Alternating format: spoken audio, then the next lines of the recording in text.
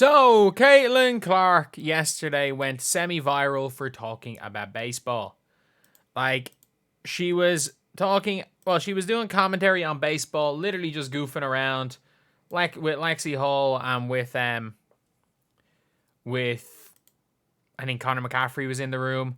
And yeah, it went semi-viral, and it was one of those where it's like, it's just kind of hilarious, and it does seem like, and I think that's probably one of the biggest reasons why Caitlyn Clark's probably been able to kind of deal with all this, is that it's apparently she's just like a big kid. That's what everyone's saying. It's like, she's just, her whole thing is she doesn't take herself seriously at all. She just tries to have fun. She's doesn't seem to embarrass easily at all. Like, supposedly she's just a big kid. And honestly, like, you kind of have to probably be like that when you're like Caitlyn Clark, where it's clearly like there's three different people in there. There is the media trained Caitlyn Clark that will make sure she says all the right things. There is the hyper competitive Kobe type Caitlyn Clark, and then there is the goofy big kid Caitlyn Clark, where it's like, you probably do need to have some sort of like a balance. You need to have some sort of like not taking yourself seriously. Otherwise, it's going to be hard. It would be hard to navigate this season, if we're being honest. But this is what happened. This is from the Indiana Fever right here. Well, I told Lex that sometimes, like, I'll just commentate some games, and she's like, all right, we'll do it right now. And then I didn't really know she was recording until a little bit ways through. But I don't know, it's just kind of fun. And I've kind of been following the Phillies, so I kind of know some of their players and stuff. But yeah, it was pretty funny. I messed up a few times, but that's a hard gig. And also, I was out of breath and exhausted. So shout out to all the commentators out there. Like, I did it for like 2 minutes, and I needed a break. So and in baseball, there's like a lot of dead time, so you have to find some random things to talk about. So I was like talking about his shoes, talking about random stuff. But You see that even in baseball there's a lot of dead time.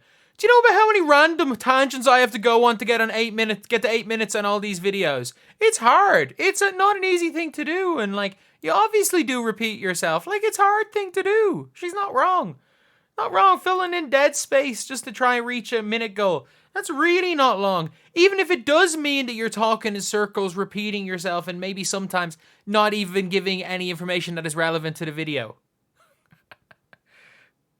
a little different than basketball, but I don't know if commentating's in my future, but who knows? Maybe one time for fun, somebody will let me do it. Well, okay, first rating, I think, there's always room to improve, but I was impressed, so I'd give it a 9. But we were just hanging out, and she was like, I did this the other day, like, randomly, I'm like, and then she's like, turn on the game. I was like, okay. Turned on the game, and she just started going at it, so it was funny. She makes me laugh. It seems like she genuinely just, I will call her LeBron type funny. I've always used, this is my, like, again, my reference for the LeBron funny, where it's like, I could see her going and doing a yabba dabba doo, don't know Old Navy, whatever the hell LeBron James said that time. I could definitely see her doing something like this. Back at it, Homer Simpson from LeBron James, or like, just messing around and doodling used to do all this time to be my escape. Drawing Bart Simpson, like I could, Bart Simpson off-white, like, I could see her doing something like that, but she was officially invited by the Philadelphia Phillies to do some commentary. Right down the first base line, Harper fields it, and then that's an out. Hey, Caitlyn, what's going on? Tom McCarthy, TV voice of the Philadelphia Phillies. Great job the other day with that description. Got to the hole, threw it comfortably over to first. You have a future. And by the way, any downtime you have, you're up in the booth whenever you want. Brink Connor, too. He likes the red.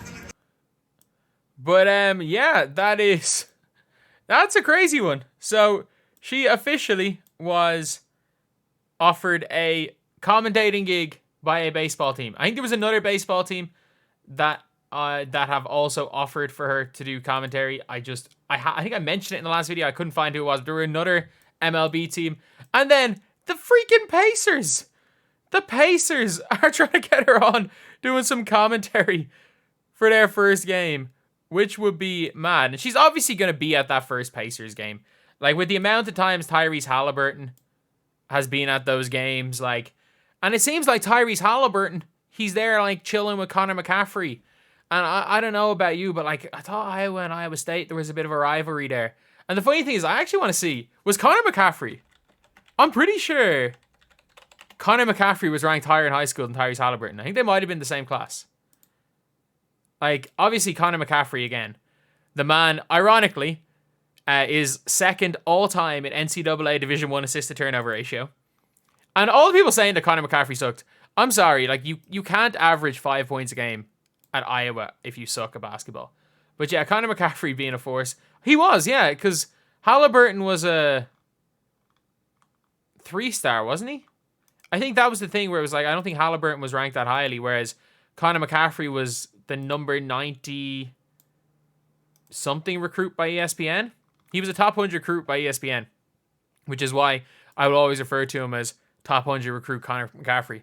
But yeah, that would be like the two of them. Obviously, we played against each other in college, knew of each other, and I wouldn't be surprised to see Connor. Actually, no, Connor's is in Butler.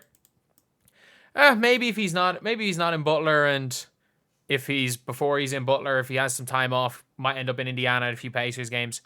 But yeah, I say Caitlyn Clark will be at some Pacers games. I don't think it's going to be like, I don't think the work she's going to be doing is going to be do too much in broadcast work. Like, I don't think that is necessarily Caitlyn Clark's calling, but I think having her as like the occasional guest on broadcast is probably what would be best for her, because I don't think she's going to be as good broadcasting as someone like Aaliyah Boston, as Chinea Nwumeke, as Sophie Cunningham with the Phoenix Mercury. So yeah, that's it. I have a weird feeling when the season's over, we're going to see her doing some play-by-play commentating. And the description of how this happened is still my favorite part about this all.